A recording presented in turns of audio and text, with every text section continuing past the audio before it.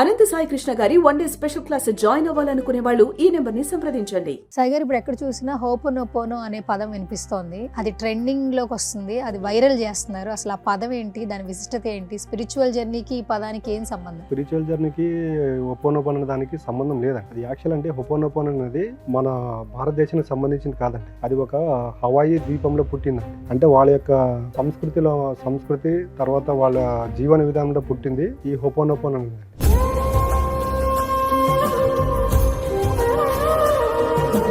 అంటే అక్కడ దాన్ని బేస్ చేసుకుని వాళ్ళ లైఫ్లో మార్చుకున్నారండి హోపోనోపోనో అనేది. హోపోనోపోనో అంటే దాని యొక్క ముఖ్య ఉద్దేశం ఏంటంటే ప్రేమతత్వము, కృతజ్ఞత భావము, క్షమాగుణం.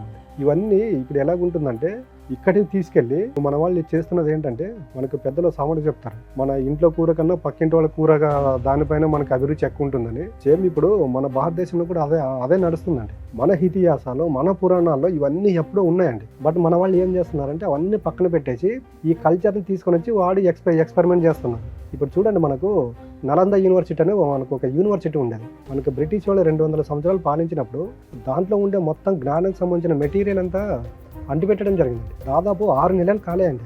అంటే ఇక్కడ చూడండి, మన జ్ఞాన సంపదనంతా అంత చేసినా కూడా వాళ్ళు ఇప్పటికీ మన బ్లడ్లోనే ఉందండి. వాళ్ళు ఇప్పుడు ఇతర దేశాలు చూడండి, వాళ్ళు దేనిపైన కనుక్కోవాలంటే వాళ్ళు రీసెర్చ్ చేయాలి. మనము రీసెర్చ్ చేయాల్సిన అవసరం లేదండి. మన బై బర్త్ మన డిఎన్ఏలోనే ఉంది. మనకు చూడండి, మన పూర్వీకులు చదువు రాకుండా కూడా వాళ్ళ ఇంట్లో కొన్ని పదాలు వాడుతూ ఉంటారు. ఎప్పుడు ఇంట్లో గొడవ పడొద్దురా అంటారు. అంటే వాళ్ళు ఆ మాట చిన్నవాడు అండి. ఇంట్లో ఎప్పుడు అరుస్తూ ఉండొద్దండి, గొడవ పడొద్దండి, కొట్లాడుతూ ఉండొద్దండి. దానికి ఎంత మీనింగ్ ఉంటుందంటే, అలాంటివన్నీ జరిగినప్పుడు ఆ ఇంట్లో నెగిటివ్ ఆర్ అనేది క్రియేషన్ జరుగుతూ ఉంటుంది. ఆ నెగిటివ్ ఆర్ క్రియేట్ అయినప్పుడు ఏమవుతుందంటే ఇంట్లో మనశ్శాంతి ఉండదు, ఇంటికి పోవాలనిపించదు, ఇవన్నీ జరుగుతాయి. అంటే అప్పుడు చూడండి, వాళ్ళు ఏమైనా రీసెర్చ్ చేశారు? మన పూర్వీకులు రీసెర్చ్ చేయలేదు. అందుకే మన బై బర్త్ వచ్చిందండి. ఇప్పుడు ఏదైతే ఓపెన్ అంటున్నారు కదా, దాన్ని నమ్మంటే నేను వద్దనట్లేదు. దానికన్నా అల్టిమేట్ నాలెడ్జ్ అనేది మన దేశంలో ఉంది, ఈ ఇతిహాస పురాణాల్లో ఉంది. ఒకసారి వాటిని నమ్మండి అని చెప్తాను. దానికి ఎగ్జాంపుల్ తీసుకుంటే చూడండి, ఓపెన్ అనేది ప్రేమతత్వం, కృతజ్ఞతవం, క్షమాగుణం. ఇది చూడండి, ద్వాపరయుగం తీసుకోండి ఒకసారి.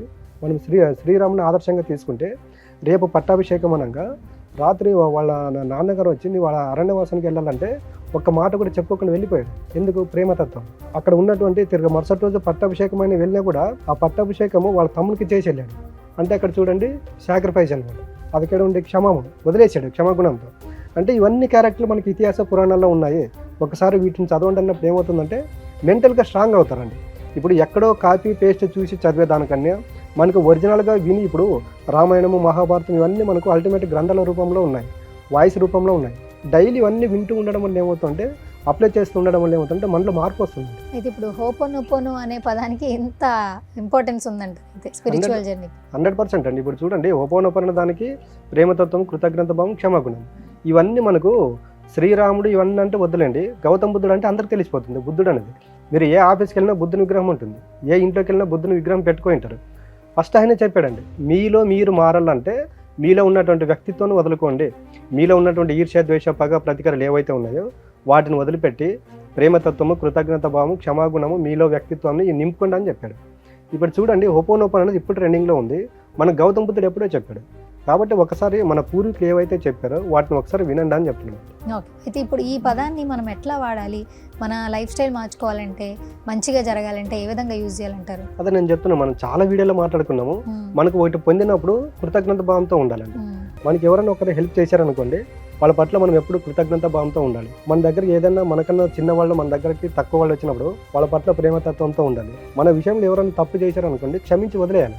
ఓపెన్ యొక్క తత్వం ఇదేనండి. ఈ తత్వం మనకి ఎప్పుడో ఇతిహాస పురాణంలో ఉందని నేను చెప్తున్నాను. సాయి గారు, ఆన్లైన్ క్లాసెస్ అలాగే ఆఫ్లైన్ క్లాసెస్ గురించి చెప్తూ ఉంటారు. సో ఒకసారి ఆఫ్లైన్ క్లాసెస్ డీటెయిల్స్ తెలియచేయండి. ఆఫ్లైన్ క్లాస్ అనేది మనకి February 8 ఉందండి.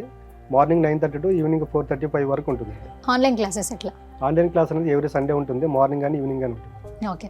సో ఇప్పుడు కొంతమంది ఏంటంటే ఫోన్స్లోనే వాళ్ళ పర్సనల్ డీటెయిల్స్ తెలియచేయాలి, స్పిరిచువల్ జర్నీ స్టార్ట్ చేయాలి అనుకుంటే వాళ్ళ సమస్యలు చెప్పుకుని మీతో మాట్లాడడం జరుగుతుంది కదా, అలా పర్సనల్గా ఇంటరాక్ట్ అవ్వాలంటే మిమ్మల్ని కలవడం ఎట్లా? పర్సనల్గా అంటే ఇప్పుడు స్క్రోలింగ్ పైన మా కాంటాక్ట్ నెంబర్ స్లో అవుతుంటాయండి. ప్రాబ్లమ్స్ చాలా మందికి ఉంటాయండి. కొంతమంది ఓపెన్గా క్లాసుల్లో అడగలేరు కాబట్టి అలాంటి వాళ్ళు పర్సనల్గా వచ్చేసి దానికి ఏ ప్రాబ్లం అయితే ఉంటే దానికి తగిన సొల్యూషన్ తీసుకోవాలి. Okay, done.